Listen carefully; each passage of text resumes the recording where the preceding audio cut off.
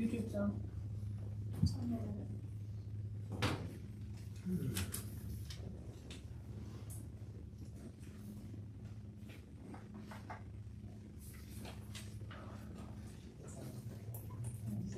I'd like to call to order the Public Safety, Health, and Welfare Committee this evening at 6:55 p.m. Present are committee members Williamson and Madden, council members Human, Lambert, Scarl, our council president, our mayor,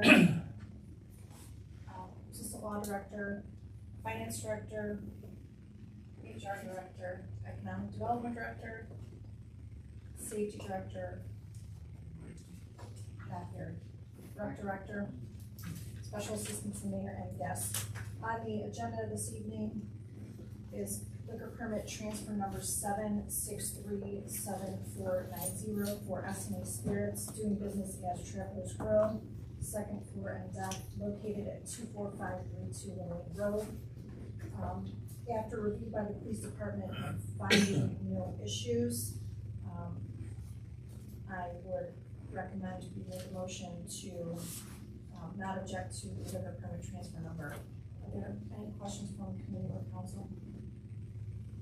All right, seeing none, then I will make that motion to not object to liquor permit transfer number 7637490 for Travelers Grill, and ask for a second. Second by Councilman Madden. All in favor say aye. Motion passes with a vote of 2-0, and the meeting concludes at 6:56 p.m. Thank you.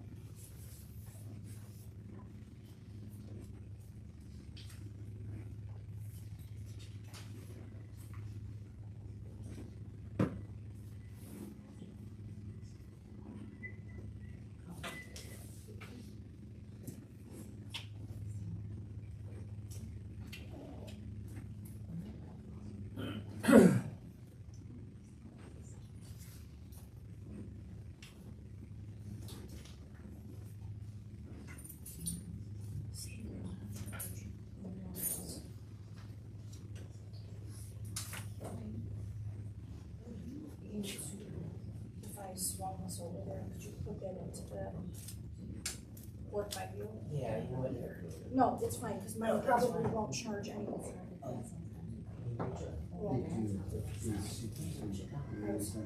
Giving it to you. That's fine. Look at it. All right, hang on. Reset the page here. Okay, take it back. I'm good too.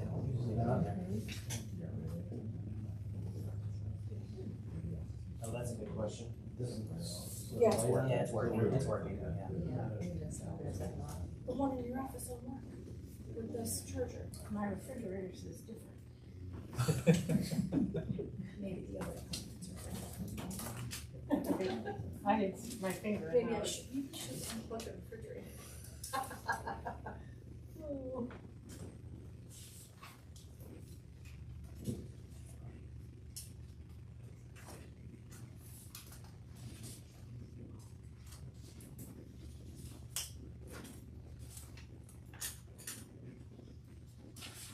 Okay.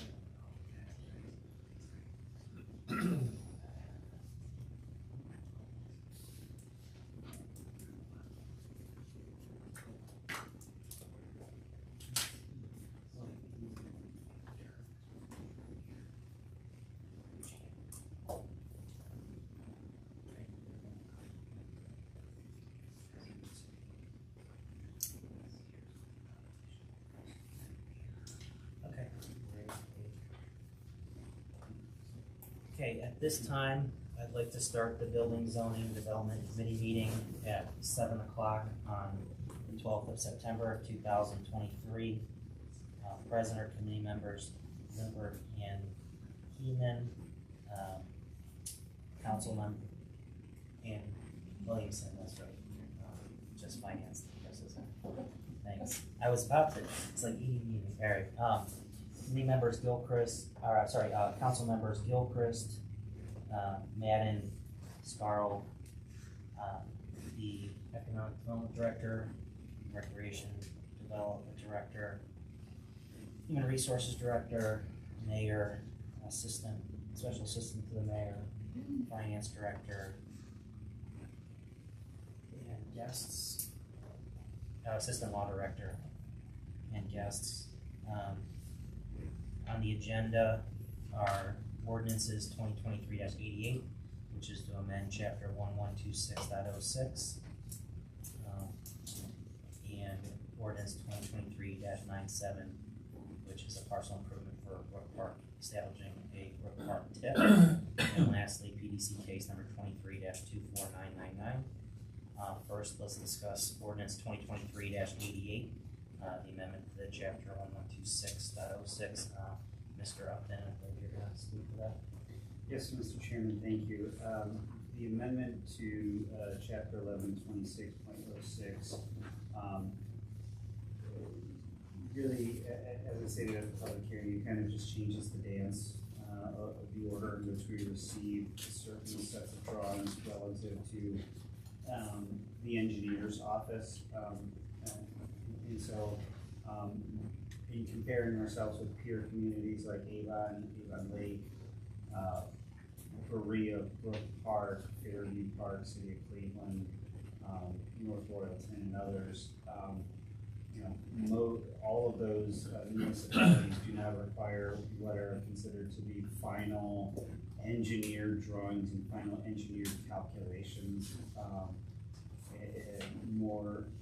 They are principally concerned about what is going where, and then further on down the line, as the project gets to the permitting stage, they provide details like stormwater drainage and retention calculations, grading details, the slope and depths, water elevations and outfalls of stormwater infrastructure, and the other items like sediment control measures, curve radii, cross-section details of roadways.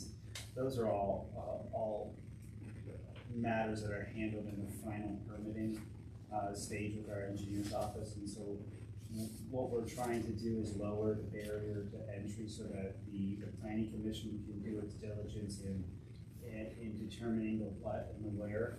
What are we putting, where are we putting it, and how does it relate to the other things in the built environment?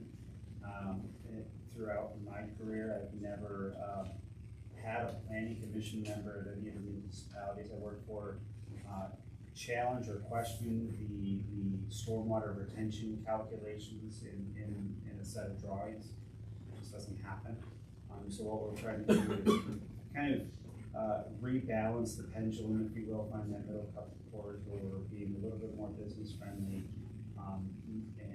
and allowing projects to get their review by planning commission, and then trusting our engineers do what they do on the back end and the permitting phase. It doesn't change approvals that are necessary, it just changes the way in which the approvals happen. Ultimately, what usually ends up happening is we get a big set of drawings, about 5 or 6 pages are what planning commission's interested in. What the building looked like, the materials, the lighting, the landscaping, where it sits, the setbacks, those sorts of things. And there's probably between 20 and 30 pages of final engineering drawings that sometimes are subject to change, sometimes aren't, but ultimately those changes cost building owners and project representatives time and money. And so we're just trying to orient our code to be more business friendly and find the middle cup of porridge as well. Mr. Upton. one note, I believe in the appendix A, you had mentioned that there was a strike through on stormwater, Yes, yeah, so there was that would a be three, type. sorry, that would be 4G. Correct. There's a typographical or the control S struck through the entire line as opposed to, the highlighted portion. So I would ask for an amendment that would retain item G, stormwater retention and detention ponds. And then the strike through would be, including grading side slopes, depth, water elevation, volume, and outfalls would be the minor amendment that we would ask for if this body sees fit to recommend, or favorably recommending it as amended. Any questions from committee? Ms. Amanda? Thank you. I think that Mr. Chair have to run through where it was, because it was actually not approved by planning, so it wasn't approved or disapproved by planning, it was tabled. And so it's before us tonight on a condition that after 30-day period has run, and planning has not heard it, then it becomes deemed sort of by default approved, but it was not at a meeting or approved by a vote. So somehow it has to be. Gotcha. Okay. I mean, Mr. Upton, that's not a requirement for the ordinance to have that section approved. This is more of the conditions of the review, right? Mr. Chair, Yeah. I think that would be appropriately addressed by reference to the provisions of the charter that say, if not disapproved, then it's deemed to be approved, and I think we could add some language to that effect. Okay. It's Charter Article 7. We'll prepare something for council. Yeah, I think, yeah. Okay, yeah, if we can just clarify that for Article 7. Any other questions from committee? Questions from council? Okay, at this time, I'd like Mr. Chair. Oh, Ms. Wilkerson. So just, I wanna make sure, like, the things that we're striking out of this is just for the initial part, but then the final paperwork has these in, correct? Yeah, the projects are all subject to all of these conditions, and just subject to it at a more appropriate phase of the project. Okay, Yeah, Ms. Wilkers, I think you wanna find out who approves them as the final, they don't go back to planning, I think they're administratively done, so Director, maybe you could just help clarify how that process works for Ms. Wilkers. It's a subject of an engineering permit, these particular items like drive radii, slopes, stormwater management, volumes, outfalls, all of those things are subject to your final engineering permit by the city engineer. for our city, and, Correct. okay, Correct. And this ordinance doesn't absolve any of those requirements. It just takes care of them at the appropriate stage. okay, thank you. Okay, any other questions from council? At this time, I'd like to make a motion to amend, ordinance 2023-88 to include the note in Storm G to retain stormwater retention and detention bonds, and also to amend the, whereas third line item for the law director or assistant law director's guidance to clarify how this came through the planning and design commission process. And ask for a second. Second. All those in favor? Aye. No. Motion passes 2-1. And next on the agenda will be ordinance 2023-97, parcel improvement Brook Park TIF. And that,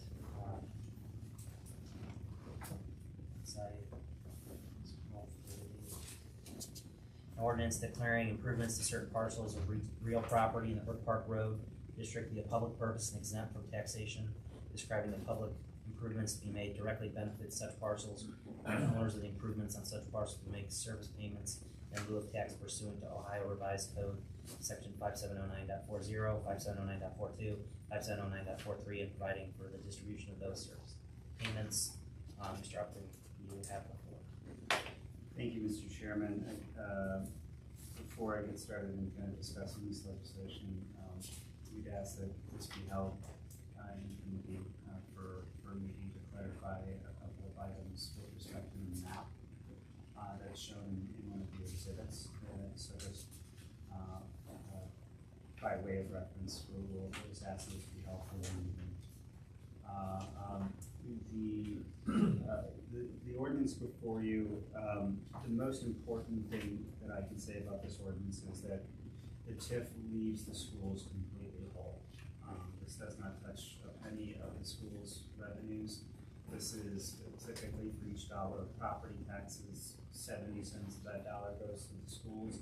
That remains unchanged. It's the other 30% that will come directly to the city of North Homestead for purposes of improving the park road overflow.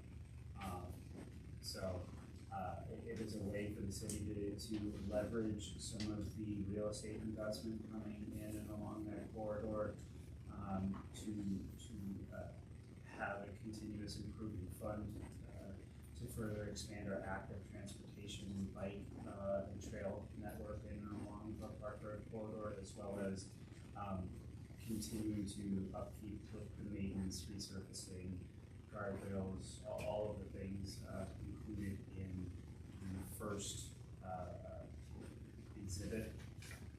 I'm sorry, the exhibit B, which puts forward all of the eligible public infrastructure improvements, and by way of adopting this legislation, this council is declaring that these things within roadways, water, sewer, and utilities, storm, street and landscape, real estate, and the like, and as well as professional services as public improvement. So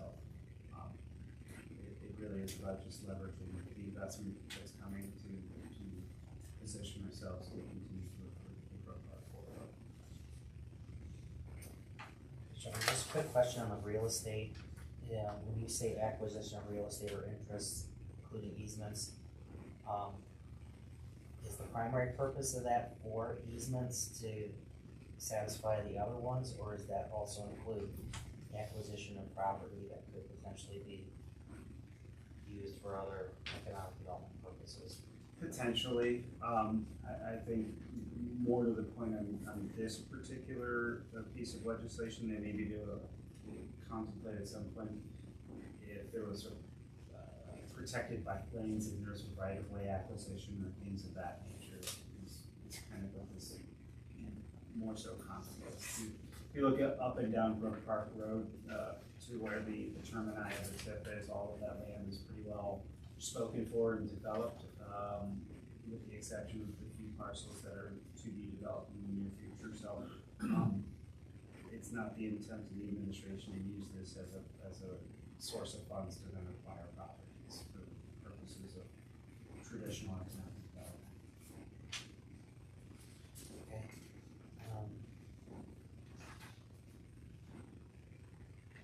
Mr. O'Malley, I'd be interested too, just to see whether that would be something that we should order. Does this, as it's written, exclude that, or I mean, that would still be potentially a purpose for the TIF, given the way it's written? I just want to clarify what we're agreeing to be in the scope of that. I think that your broader and expansive reading is accurate, that it could be used for those purposes. Okay. I just asked the administrators to think about them, whether they want, I know, I'm hearing what the administration's purpose is. I guess we will just want clarity whether that broad definition we want to keep, or we want to narrow that based on what the goal is of the TIF related to the real estate. Any other comments, Mr. Anthony? Not this time, Mr. Chairman. Ms. Kopfer, do you have any comments on the TIF and its impact of repurposing for Brook Park versus other budgetary purposes? It would take, I always like taking money from the county, so 9% of the 30% is what we normally get. The rest of it's county money that we'll be getting. And so, I always like doing that. There are some, part of the map, I just wanna clarify that, the TIFs from the Great Northern, parcels from the Great Northern, because I do believe it's kind of a same area, so we're gonna double check it. Because there's debt service related to the Great Northern TIF, and we wanna make sure that, we're not taking all, the whole revenue stream from that. So we're gonna do that, but I think it's a great way. A lot of cities, like, have many TIFs, they TIF all sorts of areas.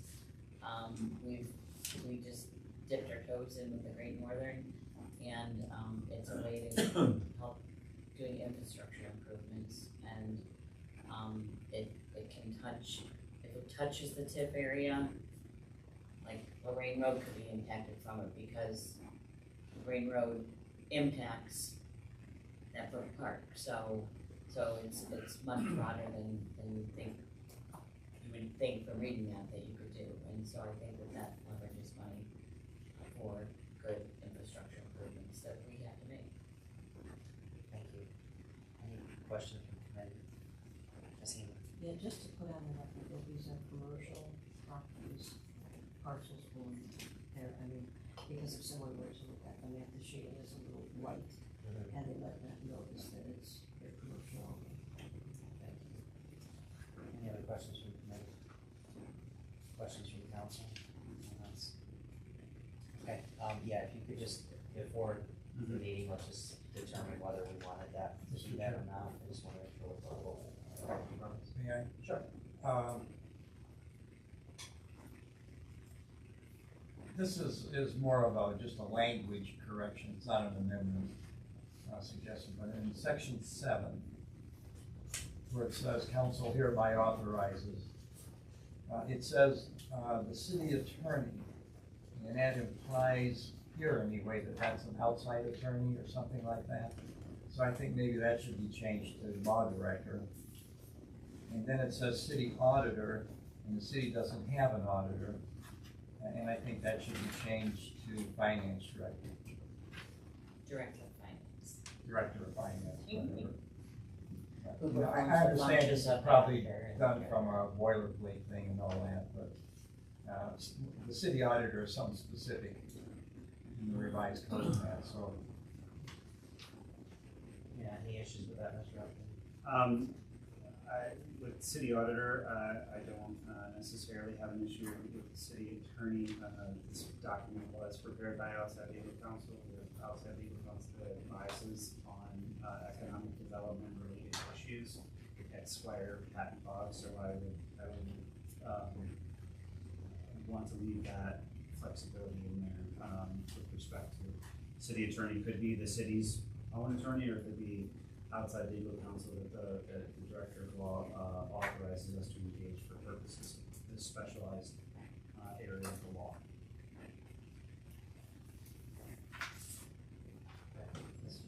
Go ahead, Ms. Lee.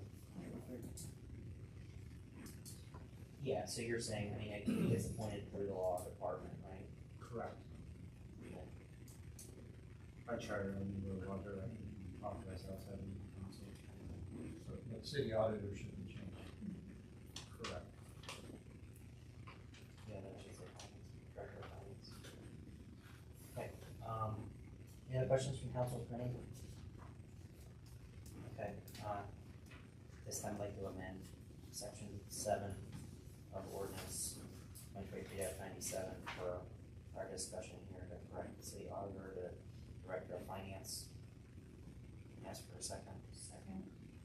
All those in favor? Motion passes 3-0. Next on the agenda is Mr. Chairman, yeah, go ahead.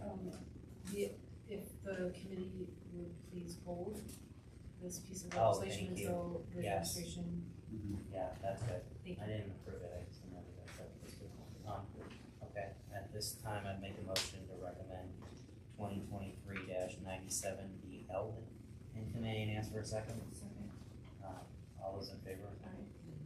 Aye, motion passes 3-0. Hold that for the next meeting. Continue on that. Next on the agenda is PDC case number 23-24999, which is, property zone B2 office service district.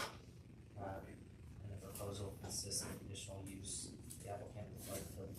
live and work at this property according to ordinance 1139.03, table 113.03-1, dwelling in units with non-residential uses at street level are conditionally permitted, and B2 office service and director.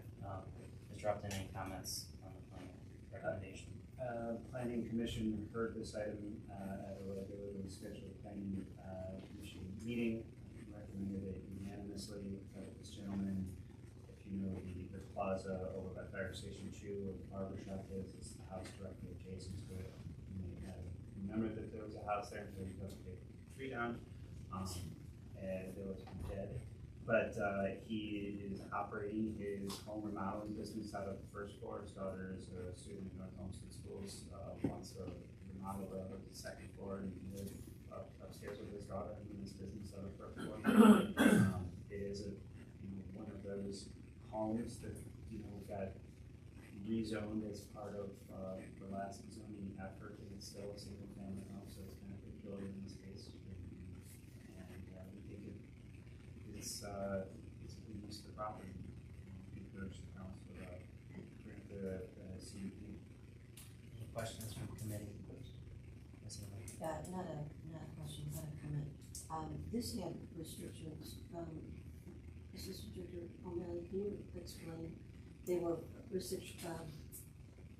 There were conditions recommended by the Planning and Design Commission that should be recommended and adopted by council to prohibit the outdoor storage of commercial equipment or vehicles. Based on it being residential, treated as a residential. So It's partially purpose, both, and it abuts residential property.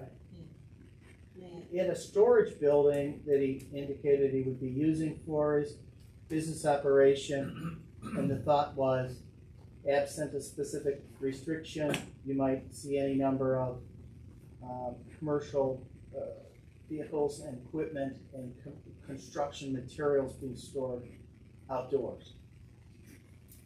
Ms. Ely, go ahead.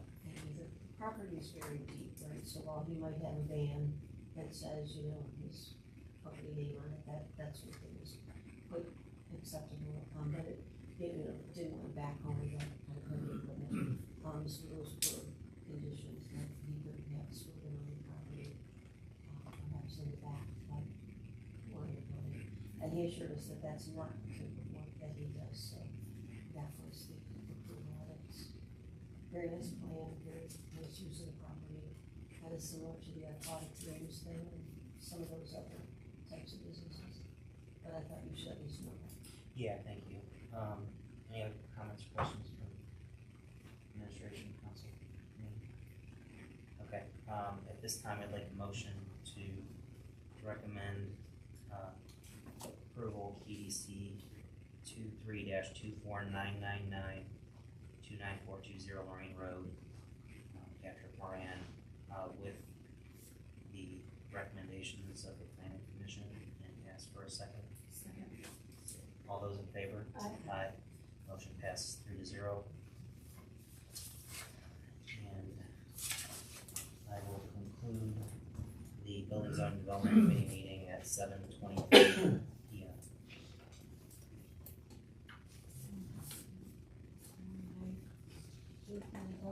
Yep. I would like to begin the Recreation, Public Parks and Buildings Committee meeting at 7:23 p.m. Our agenda this evening is 2023-92, an ordinance dispensing with the requirements of North Homestead Codified Ordinance Section 111.01 entitled City Contracts involving the receipt of funds, and authorizing the mayor to enter into a contract with Cleveland Ice Storm Synchronized Skating Club to provide concession services at the recreation center in during an emergency. Present at our meeting are committee members.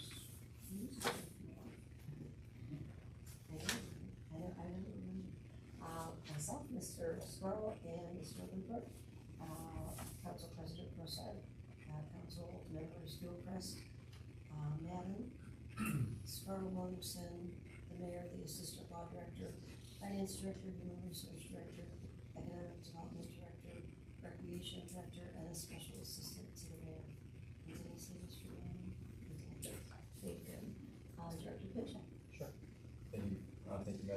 this is simply housekeeping. This is a renewal for our contract with Cleveland Ice Storm. They've done business with us for the last 7 to 8 years. They are a nonprofit. The city holds the food license for our concessions, and they pretty much have a concession stand over at the recreation center and the ice rink. All the money coming in goes right back to the club for skating fees to help support our skating program. You know, and they pay for all the expenses. They pay for the food, all the, you know, the paper products and the equipment, which they have since replaced as they've been doing business with us over the years. So I would recommend that we renew this contract and use these folks. They do a great job. Thank you. I'd like to add that, I think that they pay us $200 a month. Do we get that? They pay a small fee, a small amount. Yeah, I think it's 200, which is Yeah, nice, something, because yeah. I hope they're making money, Sure. if, you know, for their club. I do have one question. So why is the term not a full year? It's during the ice season for the most part of winter season. Because So they during the used to- summer, there's really not a whole lot of activity in there. So. Okay, Yeah. thank you. Sure. Any questions from the committee? Council? I'd like to make a motion to, recommend to council 2023-92, and ask for a second. Second. All in favor? Aye. Aye. Motion passes, and I will conclude our meeting at 7:26.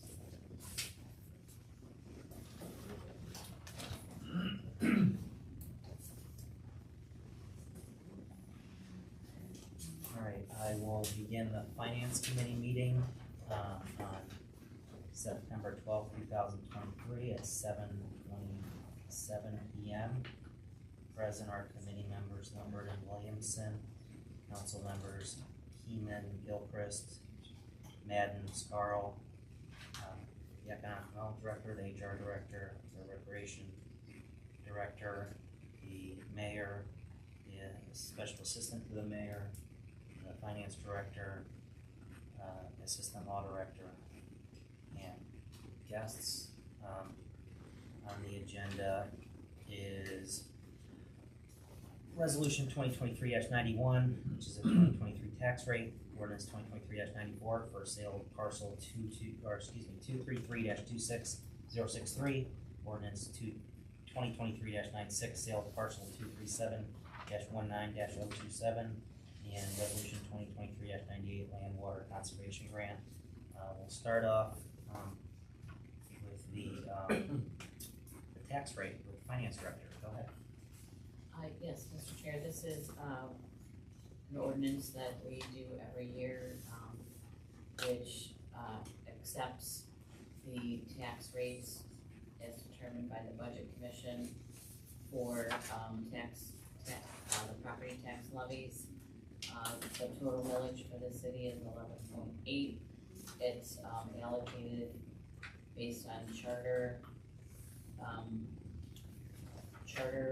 millage descriptions as to how much goes where, and also, some voted levy, and then whatever's left of that millage, goes to the general fund. And so it's 11.8, and, it's the same as last year. And that's pretty much our standard rate. All the voted levies are, for the bond issues are not, they're all paying off. Questions from the committee? Questions from council? Like, maybe at this time, like, Can you pass it, on suspension? I meant to ask that question, I forgot, but I think it's due, and I just got it right when they sent it, so I think it's due in October, so I'd like to get it to them, it's pro forma. Mr. Now, there's no restriction about tax bills on it, capital expenses. I don't know. There is no restriction on it, we've Okay. asked this many times. Okay, then, yeah, I don't have a problem with that, to meet the deadline. At this time, given that there's no changes, at this time, I'd like to make a motion to recommend 2023-91 with suspension, ask for a second. Second. All those in favor? Aye. Aye. Motion passes 2-0. Next on the agenda is ordinance 2023-94, sale of parcel 233-26-063. Mr. Upton. Thank you, Mr. Chairman. Before you this evening is, and all members have copies of a couple of relevant attachments, so it's the clerk for purposes of the record. In speaking with Chairman today, I wanted to give all members an overview of kind of the parcel of land that we're talking about splitting off and its impact relative to the surrounding community, which is your aerial view. And the area shaded in yellow is approximately 140 feet wide by 250 feet deep. It is roughly 8/10 of an acre. On a square footage basis, you can see on the corresponding spreadsheet in the mid-bottom left-hand corner, the appraised value as per the book appraisal we got by SG Gallus and Associates, and the then derived sale price being proposed as a function of the a per acre sale price. In addition to purchasing the land, Weber Automotive intends to build a new facility that will be totaled $1.865 million in development costs between the building itself, the machinery and equipment that goes in to operate the building, as well as the soft costs involved with architecture and engineering. In addition to that, they have pledged to create at least 6 jobs with an associated payroll of $530,000 annually, which would result in an additional $10,600 in income taxes each year once the project is built out and the minimum number of employees have been hired. So this is something that we alluded to and discussed last September when we were discussing the purchase of property. And we're excited that this North Olmsted business is doing so well that they're expanding. We're able to help them out. Mr. Upton, thank you. Can I just get a clarification on the acreage? In our charts and in our previous conversations, I think we said it was 0.8.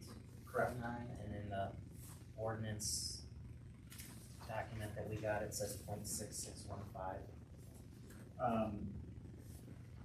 Don't know why it says that, but I would just ask that it gets in there because the sale price gets reflected.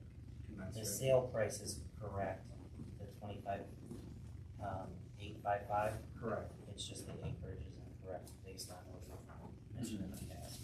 So there's a discrepancy versus what we said in the past. And I would just ask that this committee amend that to reflect the actual size of the lot that's proposed to be purchased. What's that? The square footage is correct too, it's just the acreage. So I guess somebody can do some math and make sure that 816 is 0.8 acres. I don't usually convert acres. The square foot is about 43,500 and some change is the amount of square foot per acre. It's in the purchase agreement as well, That's 0.66. 1.5, you go to description of property 1.1. And there's multiple references of that throughout the legislation as well. Yeah, it's the whole ordinance is 0.6615. And I think your analysis and what we had talked about in the past is 0.8 acres. Correct, Mr. Chairman. 10.2.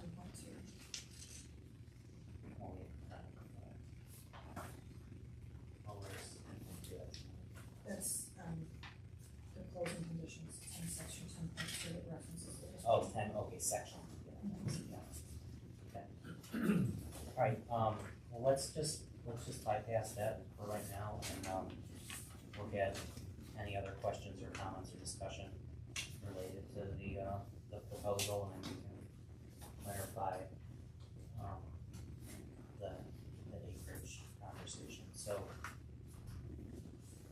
Mr. Upton, I think you said you sent the aerial photo, so really from a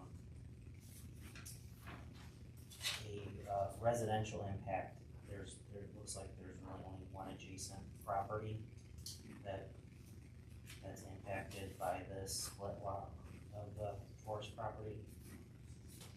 That's what. Correct. That's what I'm seeing. And did those residents, I know there were some residents that came to the council meeting last week, was there any additional dialogue or feedback or items that came out of that conversation? Not at this point in time, Mr. Chairman. The residents that I spoke with, they were on Tudor Drive, and weren't directly impacted, by the size, by the lot that's being split off and being sold. But I have not had, to my knowledge, the resident at the 6015 parcel, I've not heard from any residents besides the two that went to council. I don't know if the ward council person has heard from any additional residents after the notices were sent out. Missing the village. Thank you. Just a question, Director, and it's a kind of courtesy, I suppose. There was a resident that, suggested that he would like to, purchase the property himself. Were you able to reach out to him and at least go over the economics of, what we're doing here and show him the valuations and then the true cost and the revenue from that so that he fully understand it wasn't just a straight $25,000? Did you reach out and talk to him? Yes, Councilwoman, I actually spoke with him that evening for about an hour and 20 minutes and went over the economics of it, and explained the rationale behind the city's decision to Thank you. enter into this agreement, advance this legislation. Thank you.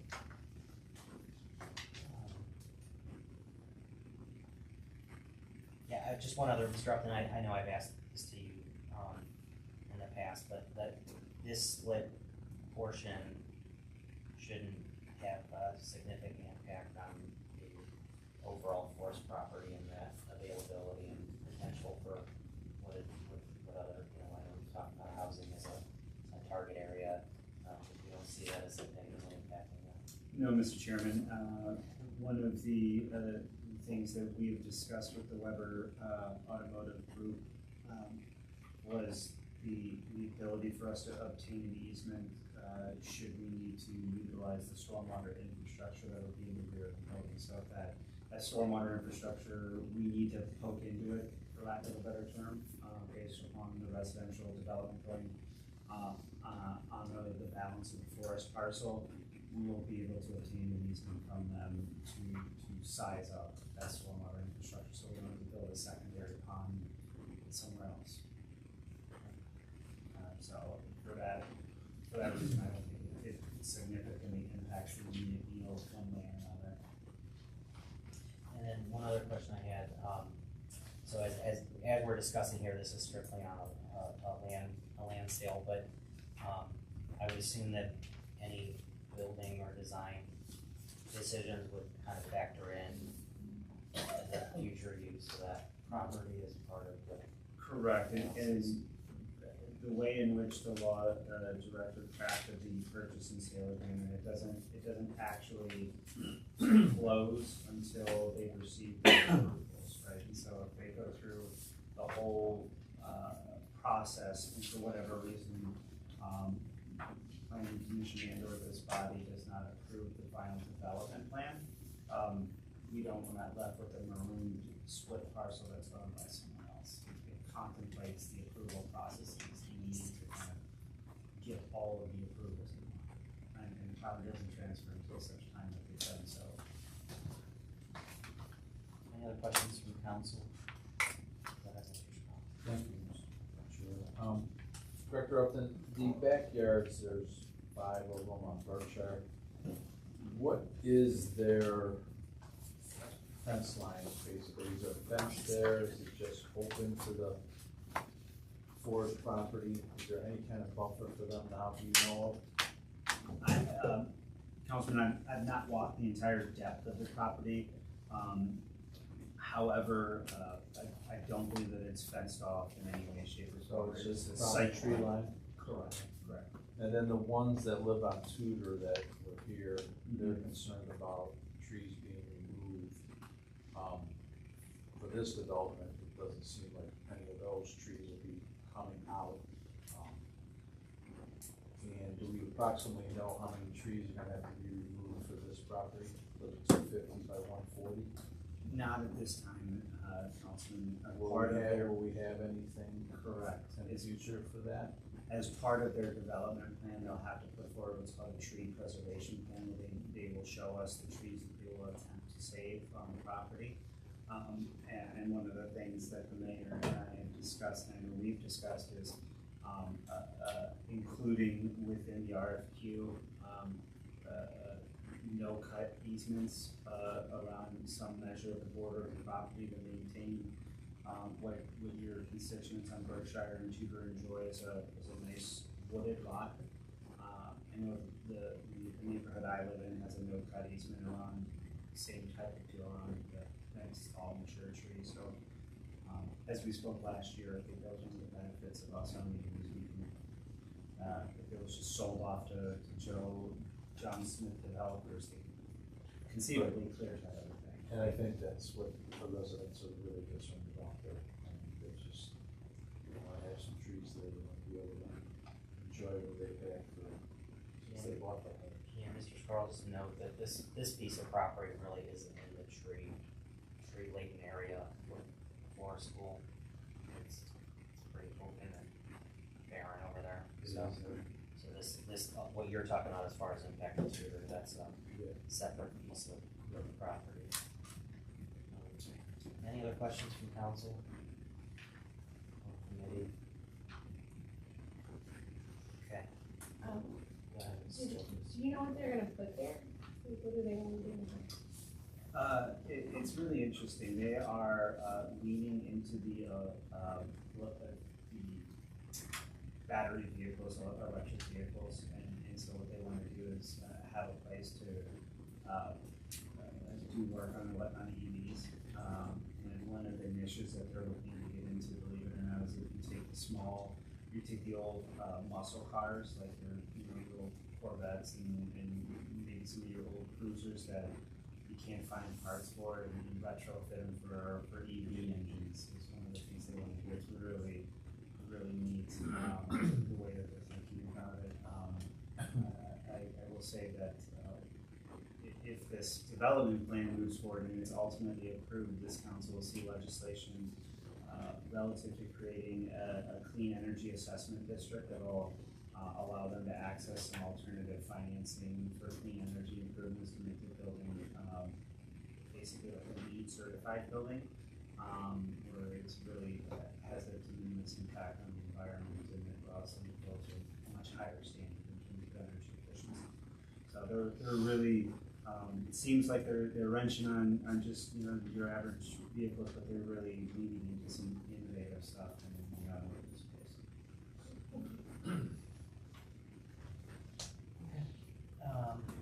At this time, I'd like to make a motion to recommend. Mr. Chairman, I would ask just as amended to reflect the acreage that's shown. Yeah, on the also exhibit. thank you for clarifying. Yeah, if we can, I forgot that was a long conversation.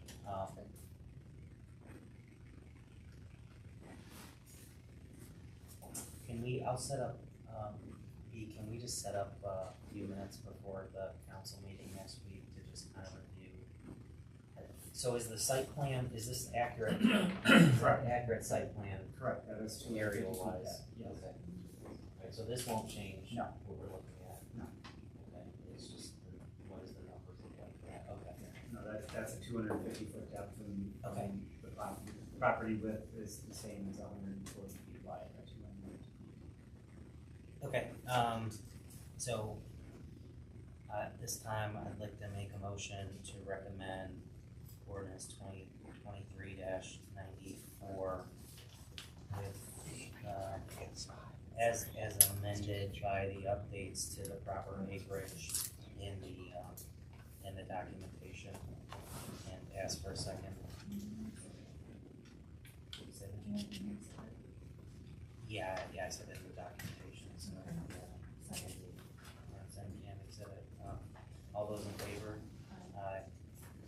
passes 2-0.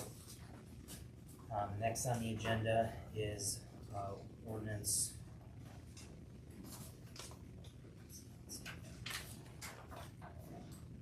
96, 2023-96, and, did I miss that in my packet?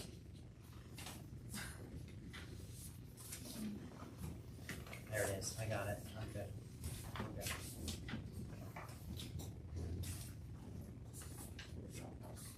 No, we're not. 96, here we go. Ordinance directing that real property owned by the city of North Homestead as a participant in an administrative North Homestead Land Reutilization Program, another otherwise known as PPN 237-19-027, is sold to GDIII Ventures LLC, and further authorize the mayor to execute purchase and sale agreement and all other documentation required to effectuate said sale. Mr. Upton. Thank you, Mr. Chairman. This is GD3 Ventures, George Davis, also known as Pro-Built Homes. There is a contemplated project that was heard actually last evening by the Building and Zoning Board of Appeals. They obtained the variances necessary and we'll be moving towards planning commission. Really, it's a maroon parcel. If you ask me to guess as to how it got into our hands, I think 480 cut it in half or cut it off from its original parcel.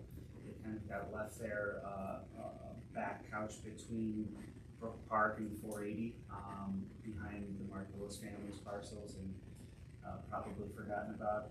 It ended up in our land bank, and really it's a landmark parcel with no real uses, and proposed sale price of $20,000 is much more than it's worth because there's no access to anything.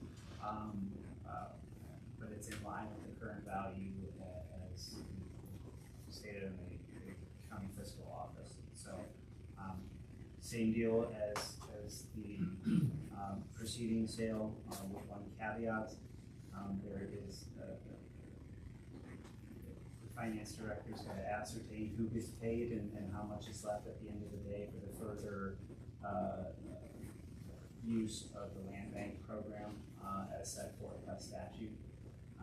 We just got a legal opinion from the city's law director relative to how we go about paying some of the entities that may do taxes as a result of the sale. So this will be our first test case.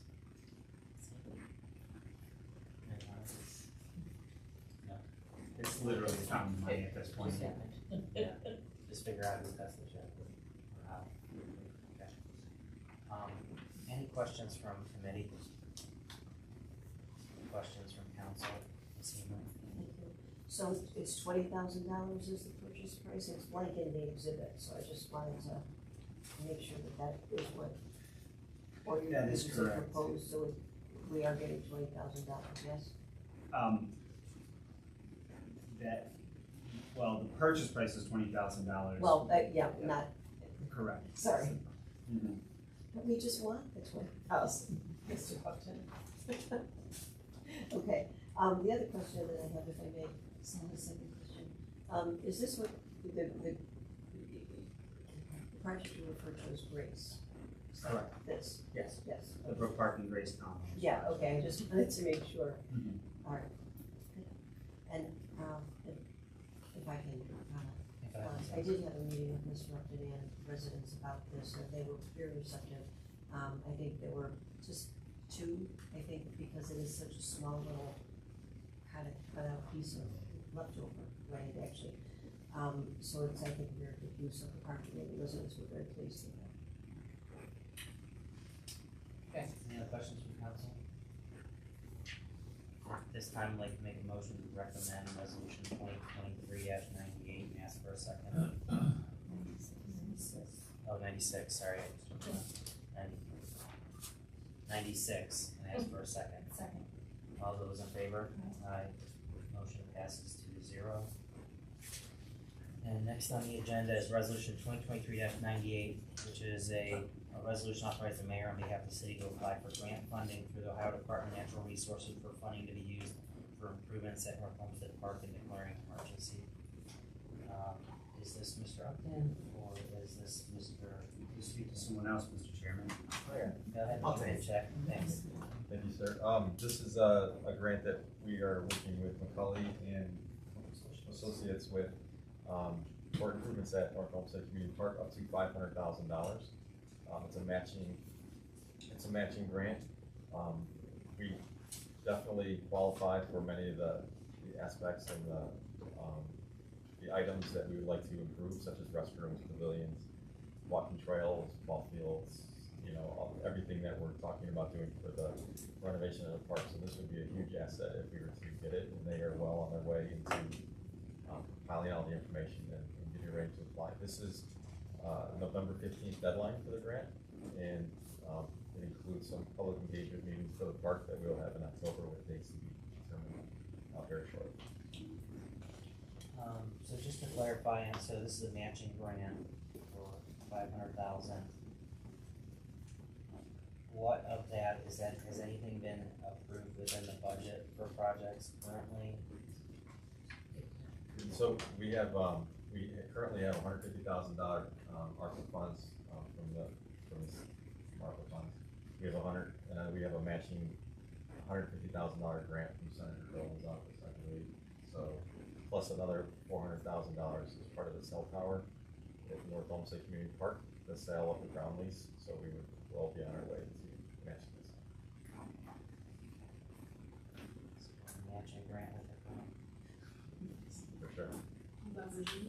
Our assets. So we actually, according to McCully and Associates, are prime candidates for this grant because we actually have funds available at the full funds. So we have a great shot at doing this. Okay. And this would be a 2024 project, right? 2024. Correct. And we don't have any limit on like when, how long we have, like we're not worried about not completing the project. All right, any other questions from committee?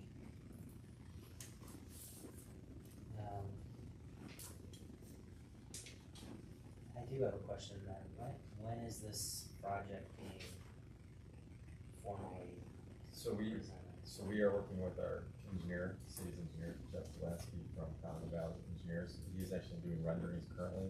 As I mentioned, we'll have public meetings to showcase those renderings in October over at the community center, or not the community center, the senior center.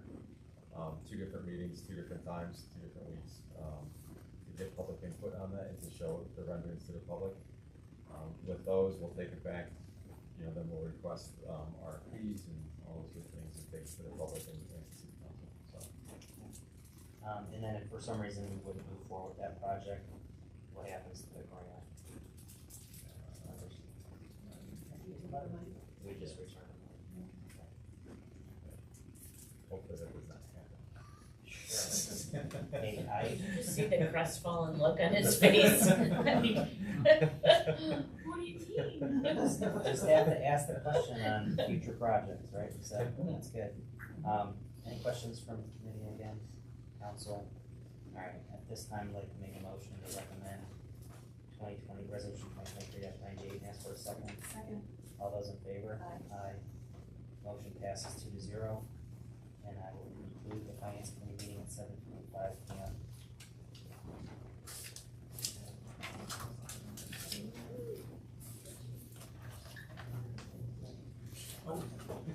Mr. Chairman. Yeah. You were supposed to speak up. I gotta do this, I gotta do this, I can't do that. All right, and after a brief stretch, I reopen the finance committee meeting at 7:55 p.m. And just quickly, I believe there was an update related to the Clay Road project. Mr. Upton, go ahead. Yes, Mr. Chairman, thank you. Apologies. We're all shouting at one another, just not at you.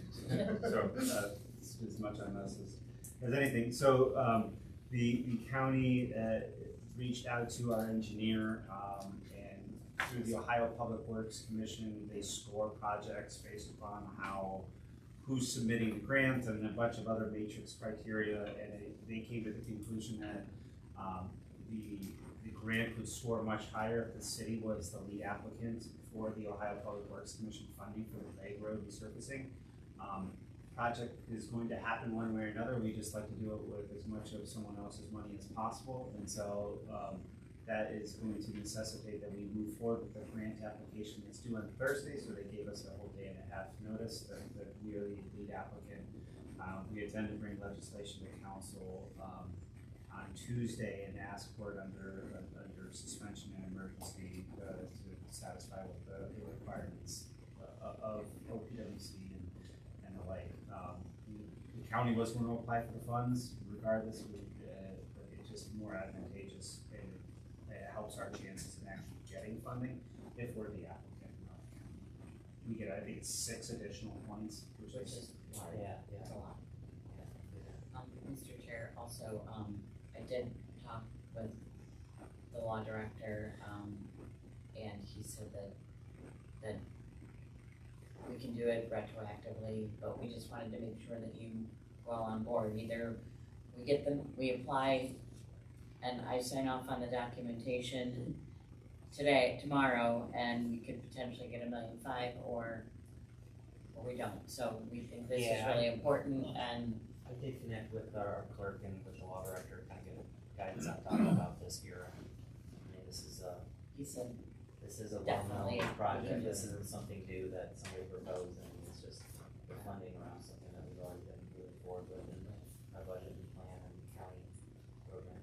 So we'll work through it at the appropriate time to approve. does anybody else have any problems with it? So it's different when there's been good communication on a project, right? So, I will conclude the finance committee fully and not reopen it again tonight at 7:57 p.m.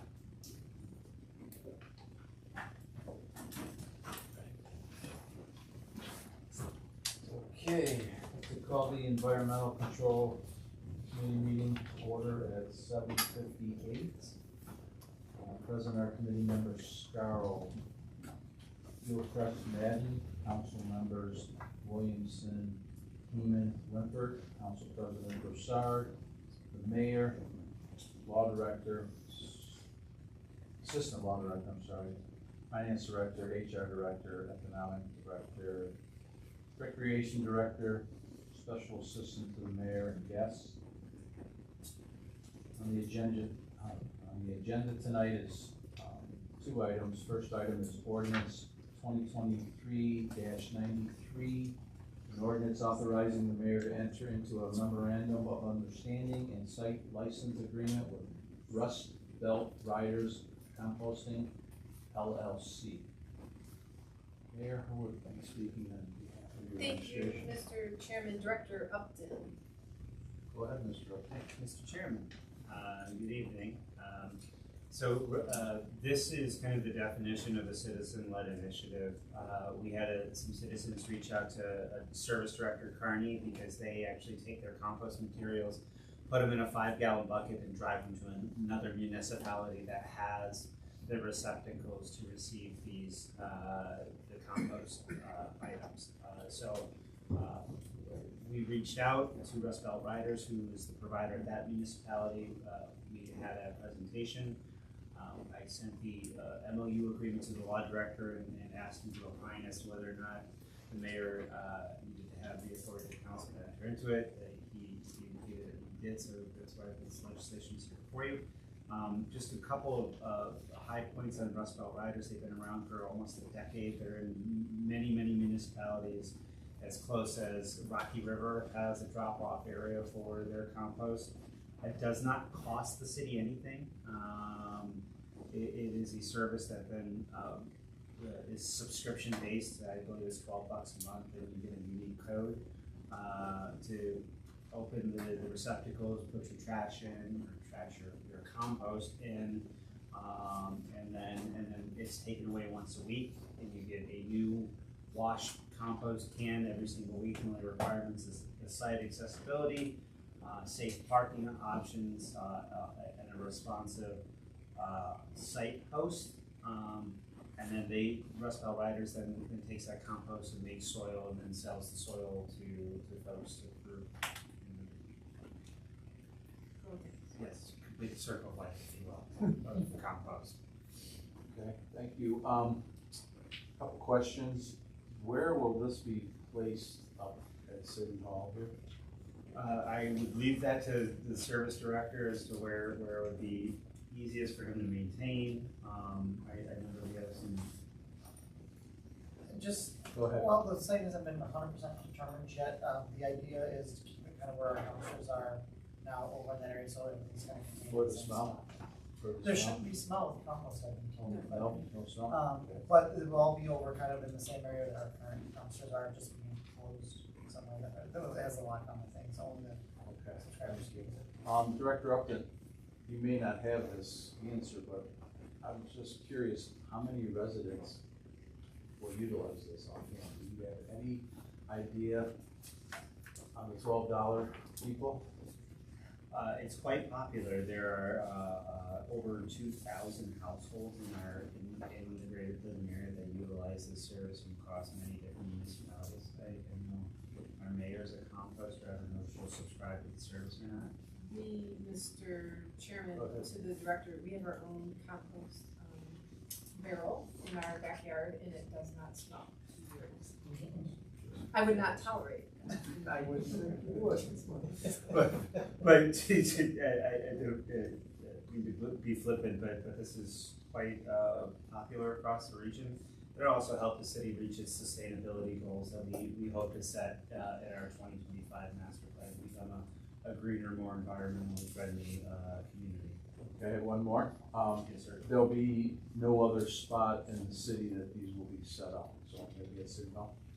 Not at this time. If there are additional spots, we would bring additional memoranda of understanding before this body to consider locations on other parts of the community, if and when that. Thank you. Any other questions from committee? How about council?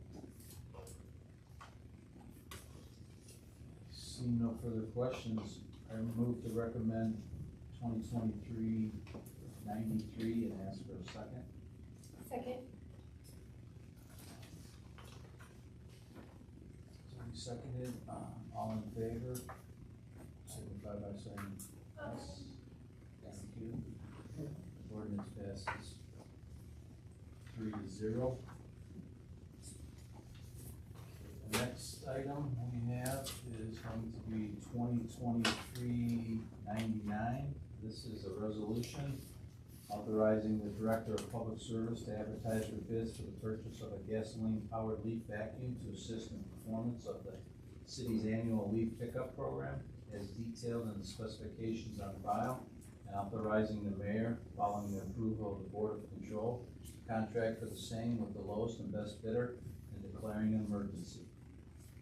Mayor? Mr. Chairman, S.A. Massarodo.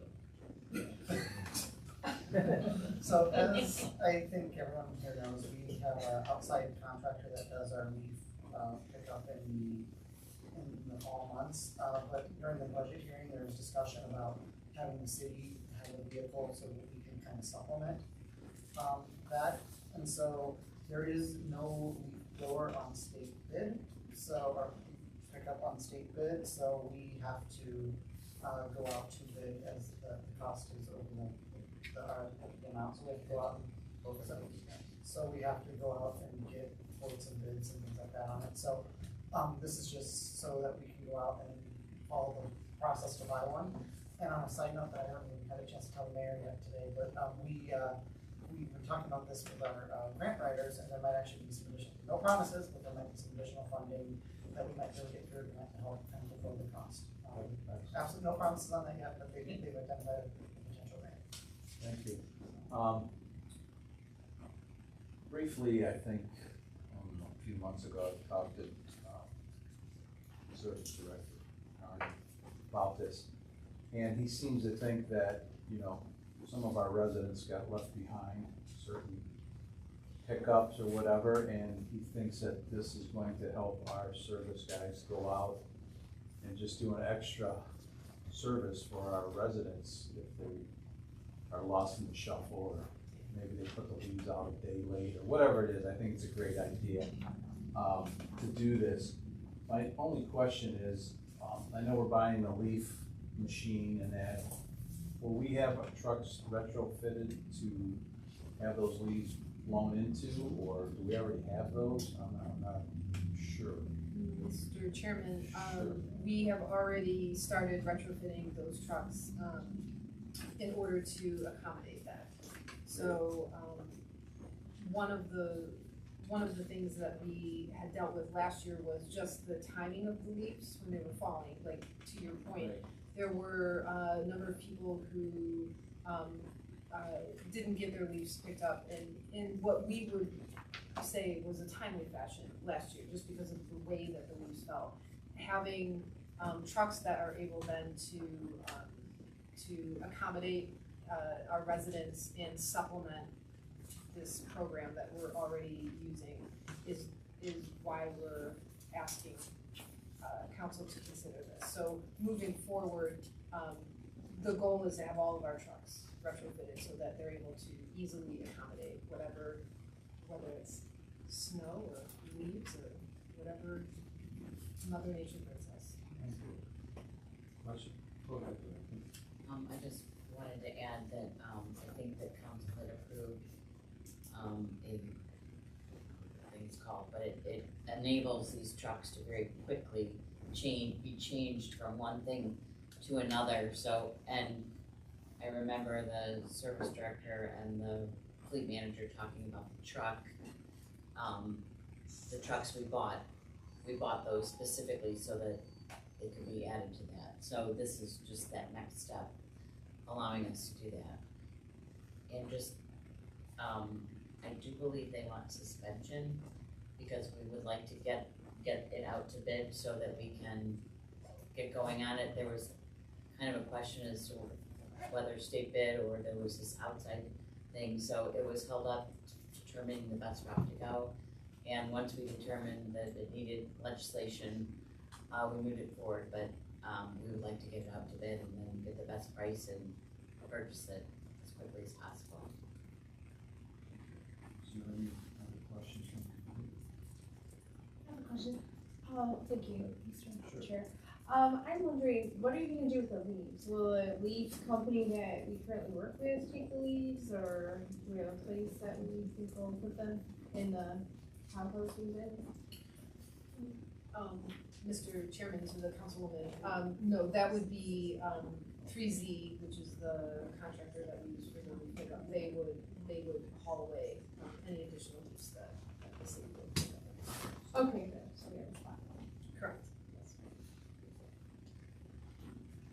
Matt? So is this just to purchase one of these units? And have we ballparked any kind of estimate on what it's likely to cost? Mr. Chair, the budget is 70,000, and, some of the prices that we were getting, from other consortiums, it was in the low 60s, so we think that we have the funds available that will cover it. A vote from the council.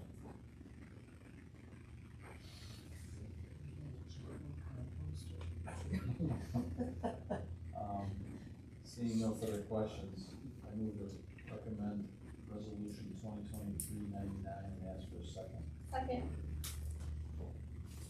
All in favor? Aye. Motion passes 3-0. No other items on the agenda. The Environmental Control Committee concludes at 8:09.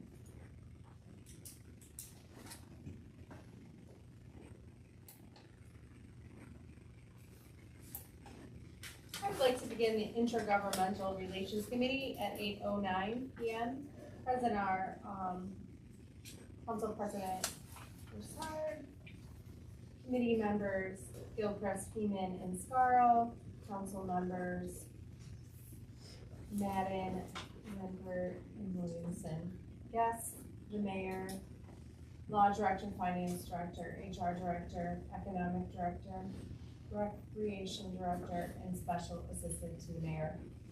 The purpose of this evening's meeting is to discuss the recommendations from the mayor for appointments to the Art Commission and the Planning and Design Commission. We will begin by welcoming Mark Mallett, the mayor's appointment to the Arts Commission for the term of January 1st, 2022 through December 31st, 2025. Thank you, Mr. Mallett, for offering your time and talent to North Olmsted and meeting with us tonight. Would you like to tell us a little about yourself for the record? Well, I'm new to North Olmsted. We moved here in 2021. My wife and I had been Cleveland residents back in the 1980s. She was a dancer for Ohio Ballet and performed at the theaters in Plano Square. I was the stage manager for Cleveland Ballet, and saw them through the transition to San Jose, and then left. I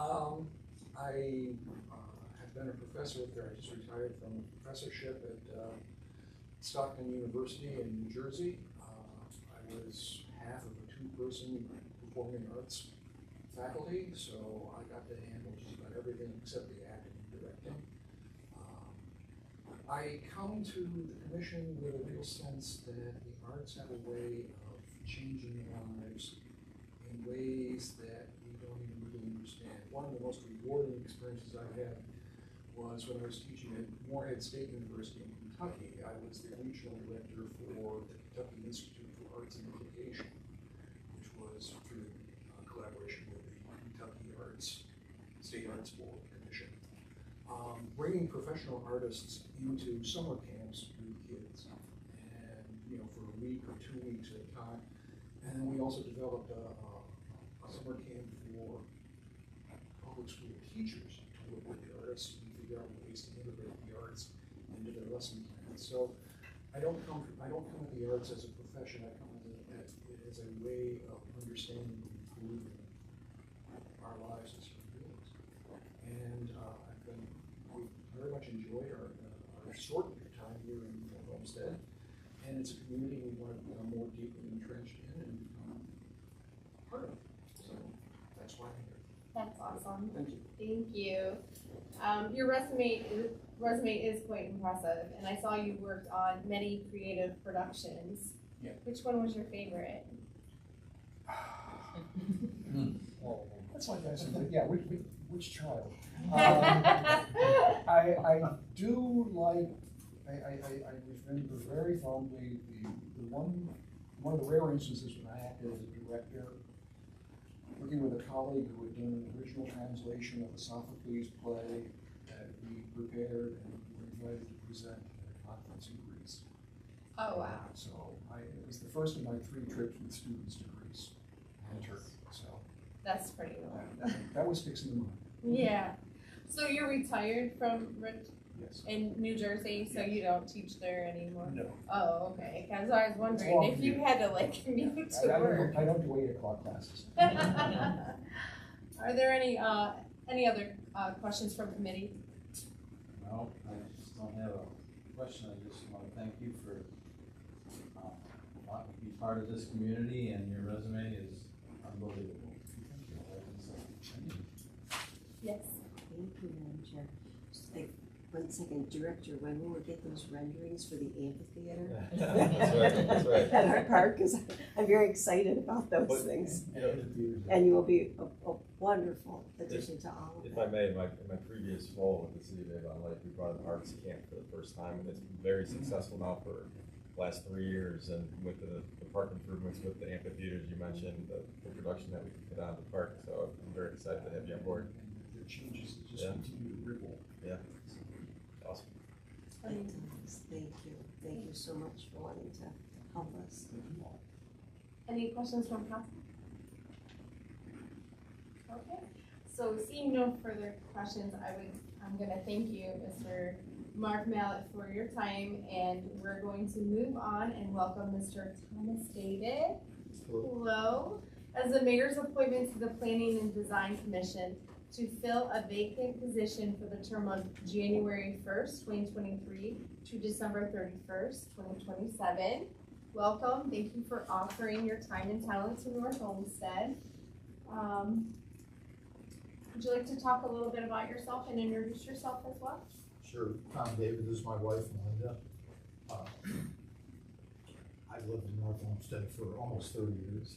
My wife and I have been in our house for 24 years, and we like it here. It's a nice community. I'm a CPA. I've been a CPA for more than 20 years. I'm a certified financial planner. Worked in public accounting for over a decade. Worked in wealth management and investment advisory industry for 15 years. I currently work for myself at the moment as a compliance consultant. And I want to live we want to live in a safe and aesthetically pleasing community. And we could really live anywhere we wanted to, but we choose to live in North Olmsted. And so I just want to live in a place that's attractive, and I want to help part of it. We've lived here for a long time. We've seen the community. It could use a little polish, I think, in a number of places, and I just want to be part of helping get that. That's awesome. So we really appreciate your wanting to be part of us. And I see your resume shows you are quite accomplished and that you served in the U.S. Army as well. And I wanted to thank you for your service. Yeah. I also saw that you were involved with Mankind Project. Can you tell me a little more about that? Sure, it's an organization devoted, it's an educational organization devoted to helping men lead lives of accountability, integrity, emotional intelligence, and missions of service. And so we have an intro training that men go to, and then I meet weekly or every other week with a group of men. We offer support circles for men to help men be better men. That is really cool. I like that. Let's see. What do you like most about the work you currently are doing?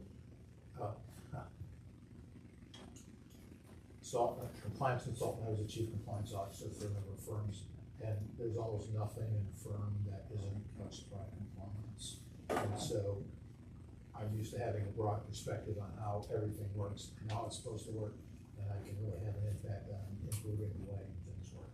I'm hopeful to people that maybe don't have that expertise, and so I'm pretty good at training and very patient. And it's fun to see the big picture. That's great. Are there any questions from committee? Yes? Thank you, Madam Chair. No question, just a comment. Thank you for wanting to be part of the city. Like myself, been here a long time too. And there are some areas that we need to polish up. And I think you're going to do a great job on that. So appreciate it. Thank you. Yes. Thank you, Madam Chair. Yeah, thank you really for wanting to help. Planning is fast. I think you're gonna like it. I think that Director Upton really has a really good vision for our city. And I think it's a good area for you. Any questions from council? Okay. Thank you for coming tonight as well. Seeing no other questions, I would move to recommend the Intra-Governmental Relations Committee approve the appointment of Mr. Mark Mallett to the Arts Commission for the term of January 1st, 2022 to December 31st, 2025, and ask for a second. Second. All in favor say yes. Yes. Yes. The motion passes 3-0. And next, I move to appoint the Intergovernmental Relations Committee to approve the appointment of Mr. Thomas David to the Planning and Design Commission to fill the term January 1st, 2023 to December 31st, 2027, and ask for a second. Second. All in favor say yes. Yes. Okay. The motion passes 3-0. This completes the Intergovernmental Relations Committee at 8:19 p.m. Wear the right shirt. We're glad to